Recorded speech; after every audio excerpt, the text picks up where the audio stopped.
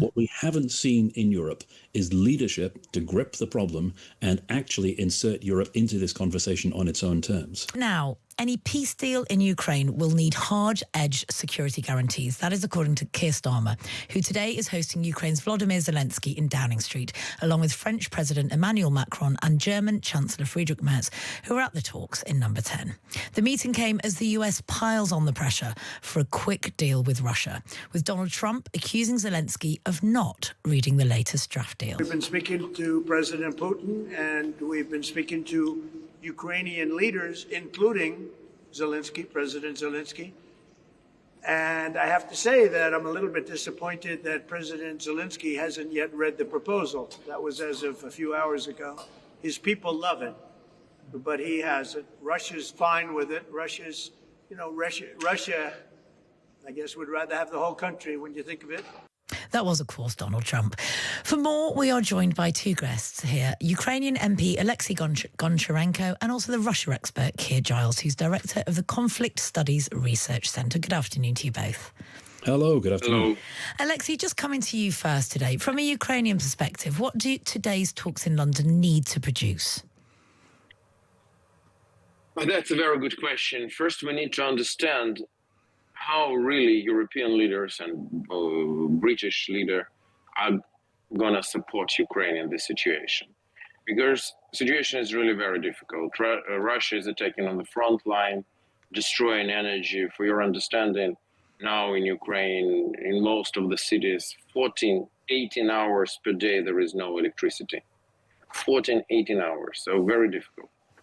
And at the same time, we see the pressure from the United States about peace deal, and we need peace, but some of the conditions are very hard for us, which are proposed.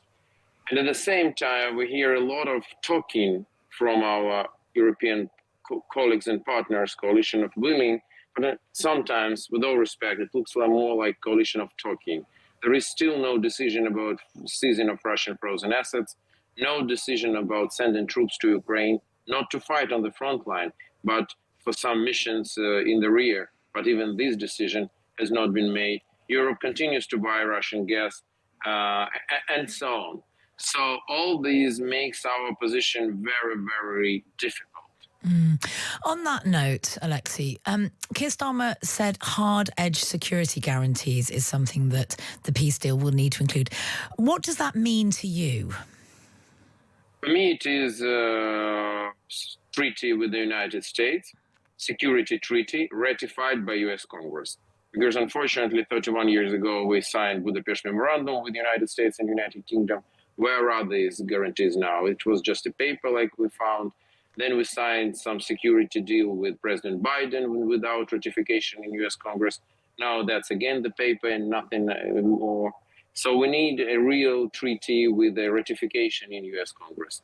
And Europe can also make its own contribution to this. But again, it should be a real steps, not a talking. We keep hearing repeated reports of gradual losses on the ground by Ukraine, Alexei, even if that comes at a huge cost to Russia. I mean, from where we stand now, nearly 4 years into the war, what is the realistic best possible ending to that war?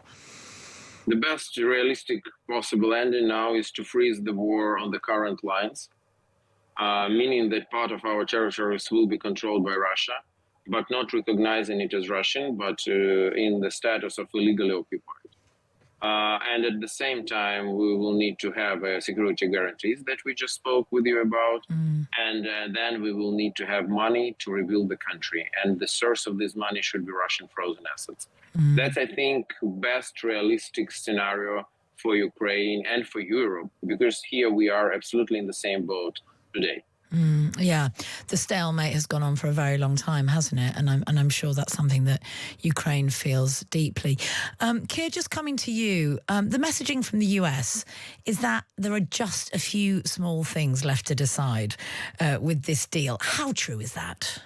We have no way of knowing how true that is because we haven't seen the texts of what is being discussed. The last version of a potential set of surrender terms was the so-called 28-point plan that Russia put forward and then the United States attempted to enforce on Ukraine. Since then, we're told some of the unenforceable and impossible conditions in there have been clawed back, but we just don't know what is under discussion in these two parallel tracks, parallel conversations between the United States and Russia, between Ukraine and the United States, and now, presumably, a back brief to European leaders from Zelensky about what exactly is under discussion. So it may be that after all of these times when President Trump has said peace is around the corner, it might be inching closer towards actually being true, but we've no evidence to judge that by so far. I mean, it does feel a little bit like it's sort of this constant dance that keeps being done, doesn't it? An unbalanced deal comes from the US with a lot of threats. The Europeans work to kind of make it more positive for Ukraine, and then Russia turns it down. I mean, how long do you think that dance can continue to go on for? And how much of it is performative on both sides? Well, you're quite right that this is not the first time. This is now the third iteration we've been around exactly this sequence. So first in February, shortly after Donald Trump arrived in office, then in August after the Anchorage summit between Putin and Trump. And on each occasion, it is the Russian terms that are being imposed by the United States. And then there's a diplomatic scramble to try to limit the damage of what has been done. And of course, on each occasion, Russia succeeds in normalizing some of the things that it's demanding and having them accepted as de facto points for a peace plan, like, for example, this European endorsement that there should be limits on the size of the Ukrainian armed forces. That's a huge victory for Russia by means of this process. But the time when Ukraine will agree to this, will agree to these catastrophic terms, has always been under the same conditions. If Ukraine understands that accepting a disastrous peace settlement is less catastrophic than fighting on, then, of course, they have to accept. But that time is a long way off. Russia's done an exceptionally good job of convincing people around the world, and apparently in the White House, that Russian victory is inevitable, so you may as well speed it up. But that, in fact, is far from the objective truth. Keir, the president's son, Donald Trump Jr., said this weekend that he thinks there's a serious chance that his father could walk away from the peace talks.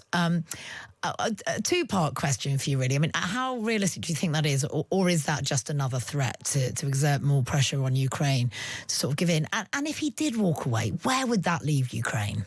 Well, that too is something that has not changed throughout the whole of this year since the arrival of Donald Trump. And it's what exactly is meant by walk away. If it is a case of benign neglect, if it's washing the United States' hand of the conflict and Donald Trump takes no further interest, but the current situation persists where European allies are allowed to buy weapons for Ukraine, there's some continuing degree of intelligence support, and effectively the United States pays no further attention, that's better than the United States repeatedly taking these offers from Moscow of a set of surrender terms and trying to strong-arm Ukraine into accepting them. If, on the other hand, it's the United States walking away altogether, not just from Ukraine, but from European defense and security and saying no further support of any kind, that's a very different situation. And then, of course, that is deep and serious trouble for the entire continent. But that's something for which European leaders should have been preparing for a long time now, because this was a very clearly visible situation that was arising even before Donald Trump arrived in office. There's been no excuse for not being ready for the worst case scenario.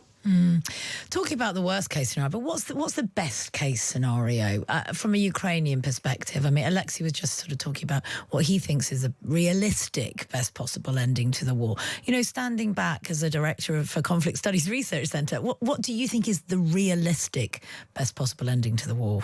But that depends entirely, unfortunately, not on Ukraine, but on Ukraine's partners and backers. We've heard from Keir Starmer again today that, quote, we stand with Ukraine.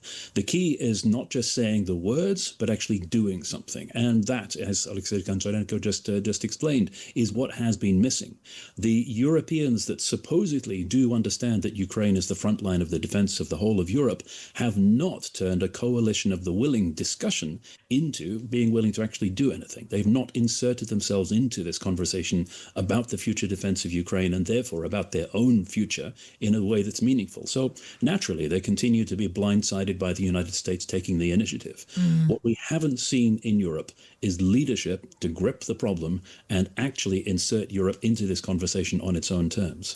Do you think there's a realistic possibility of sending troops to Ukraine?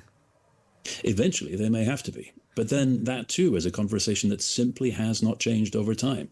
European countries understood perfectly well at the first iteration of these peace talks that in order to send a reassurance force into Ukraine, it needed to be a force that could withstand Russian attempts to eject it. Because, of course, if you are there, Russia will see you as a target, and the worst possible thing would be to then withdraw under Russian pressure. That's worse than not going in at all. But what we've seen is two things. First of all, Keir Starmer changing his mind very shortly after saying that British troops must be in the lead and saying, well, actually, no, we can't do it without the Americans. And second, repeated iterations of European powers getting together supposedly to work out what they can do, but never actually coming up with a solution that seems to be implemented. So it's all hypothetical at the moment. Just like the conversations about what might be in the peace terms, we don't know what we're talking about. So all of this coalition of the willing talk is only for after the conflict has ended. And if there isn't a more proactive intervention, it will be ended on Russian terms, because that's what the United States seems determined to do.